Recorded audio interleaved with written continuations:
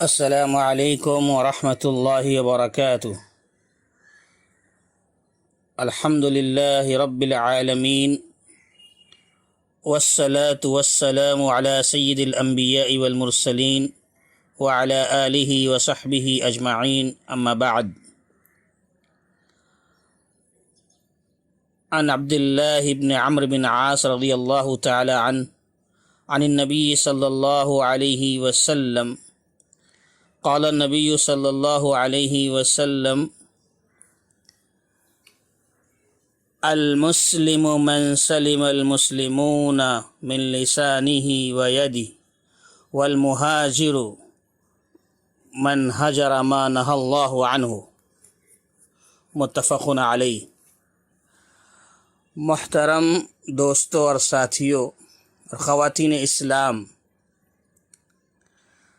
آج سلسلہ درس حدیث میں جو حدیث آپ کے سامنے پیش کی گئی، اس حدیث کے راوی عبداللہ بن عمرو بن عاص رضی اللہ تعالی عنہ ہیں۔ وہ روایت کرتے ہیں کہ نبی اکرم صلی اللہ علیہ وسلم نے ارشاد فرمایا، المسلم من سلم المسلمون من لسانه و یدہ، کہ کامل مسلمان، حقیقی مسلمان وہ ہے جس کی زبان سے اور جس کے ہاتھ سے دوسرے مسلمان محفوظ رہیں، اور مہاجر وہ ہے جو اللہ تبارک و تعالی نے حرام قرار دیا ہے ان کو چھوڑ دے، جن چیزوں کو اللہ نے منع فرمایا ہے ان چیزوں سے ہجرت کر لے، یعنی ان چیزوں کو چھوڑ دے۔ تو دوستوں اور ساتھیوں، اس حدیث میں دو اہم باتیں بتلائی گئی ہیں۔ ایک تو ایک مسلمان کی ذمہ داری دوسرے مسلمان کے تئیں، اور ایک خود حرام کردہ چیزوں سے یا منع کردہ چیزوں سے بچنا، اسے چھوڑ دینا۔ یہ دو اہم باتیں بتائی گئی ہیں، اور ان دو پہلوؤں پر انشاءاللہ ہم بات کریں گے۔ سب سے پہلے حدیث کا پہلا جملہ، المسلم من سلم المسلمون من لسانہ و یدہ۔ دوستوں اور ساتھیوں، اس بات کو ہم اچھی طرح جانتے ہیں کہ دین اسلام یہ دین رحمت ہے۔ دین اسلام دین رحمت ہے۔ اللہ تبارک و تعالی نے ہمارے اور آپ کے نبی محمد رسول اللہ صلی اللہ علیہ وسلم کو دنیا کے اندر سارے جہاں کے لیے رحمت بنا کر بھیجا، اور اللہ تبارک و تعالی نے فرمایا، وَمَا أَرْسَلْنَاكَ إِلَّا رَحْمَةً لِلْعَالَمِينَ، اے نبی ہم نے آپ کو تمام دنیا والوں کے لیے، جہان والوں کے لیے رحمت بنا کر بھیجا ہے۔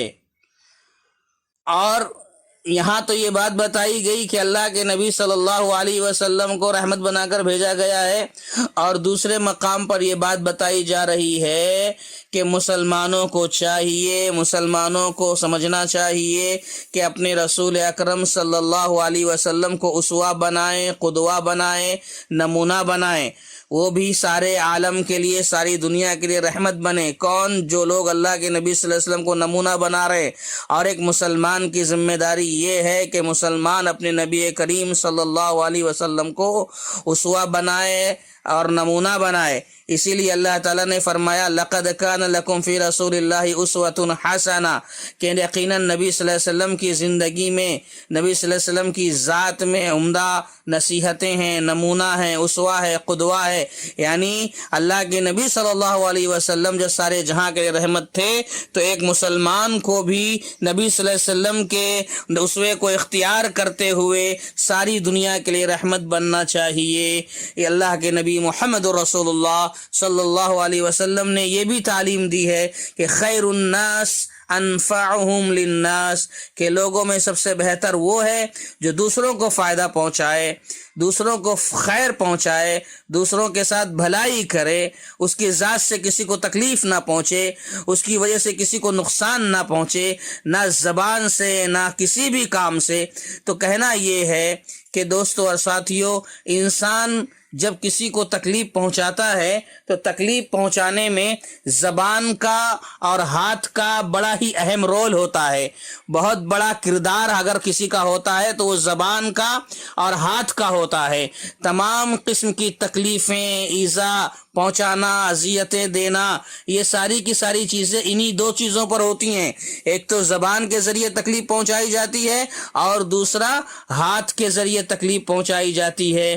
اس لیے یہ بتایا گیا، حقیقی مسلمان کی پہچان بتاتے ہوئے کہا گیا کہ المسلم من سلم المسلمون من لسانہ و یدہ، کہ سچا مسلمان، حقیقی مسلمان وہ ہے کہ جس کے ہاتھ سے، جس کی زبان سے، جس کے ہاتھ سے دوسرے مسلمان محفوظ رہیں۔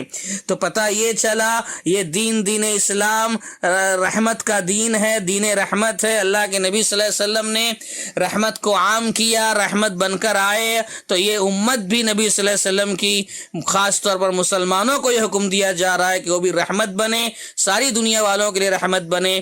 اور حقیقی مسلمان وہ ہوتا ہے جو اپنی زبان سے، اپنے ہاتھ سے کسی کو تکلیف نہیں پہنچاتا۔ اور یہی نہیں، کسی بھی مسلمان کو بلا وجہ تکلیف دینا، خوفزدہ کرنا، پریشان کرنا، تکلیف میں مبتلا کرنا، اذیت پہنچانا، یہ سب کے سب کام کو اللہ تبارک و تعالی نے حرام قرار دیا ہے۔ اللہ کے نبی صلی اللہ علیہ وسلم نے اسے ناجائز قرار دیا ہے، جیسے کہ پیارے نبی محمد رسول اللہ صلی اللہ علیہ وسلم کا ارشاد ہے، آپ فرماتے ہیں کل المسلم علی المسلم حرام مالہ وعرضہ ودمہ، کہ ہر مسلمان کے لیے یہ جائز نہیں ہے کہ دوسرے مسلمان کو تکلیف پہنچائے اس کے خون کے ذریعے یا اس کے مال کے ذریعے یا اس کی عزت کے ذریعے۔ یعنی کہنا یہ ہے کہ ایک مسلمان کے لیے ضروری ہے کہ اپنے دوسرے مسلمان کے مال کی، جان کی، عزت کی حفاظت کرے۔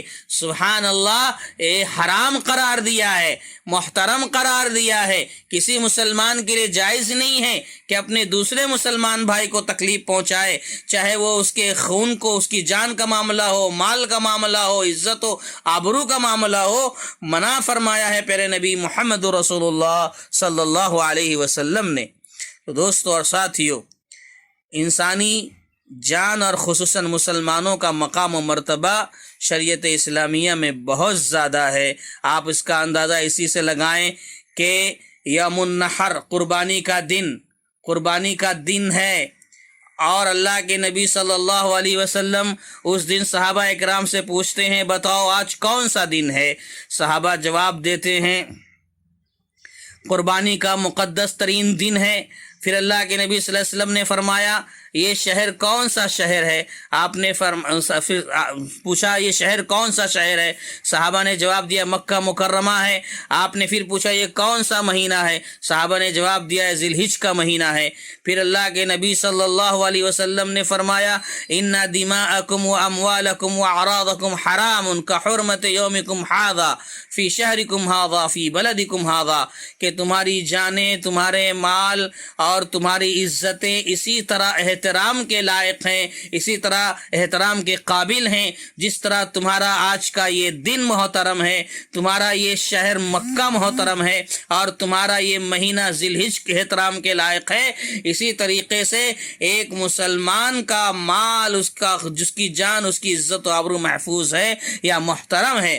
تو دوستو اور ساتھیو، کہنا یہ ہے کہ پیارے نبی محمد رسول اللہ صلی اللہ علیہ وسلم کا یہ فرمانا کہ ایک مسلمان، حقیقی مسلمان، سچا مسلمان وہ ہوتا ہے جس کی زبان سے اور اس کے ہاتھ سے دوسرے مسلمان محفوظ رہیں۔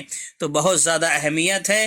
ہم اسی پر اپنی گفتگو ختم کر رہے ہیں اور اللہ تعالیٰ سے دعا کرتے ہیں کہ اللہ تبارک و تعالیٰ ہم تمام کو اس لائق بنائے کہ ہم ہمارے ذریعے کسی کو تکلیف نہ پہنچے، نہ ہمارے ہاتھ سے، نہ ہماری زبان سے، نہ ہماری ذات سے، نہ ہماری شخصیت سے۔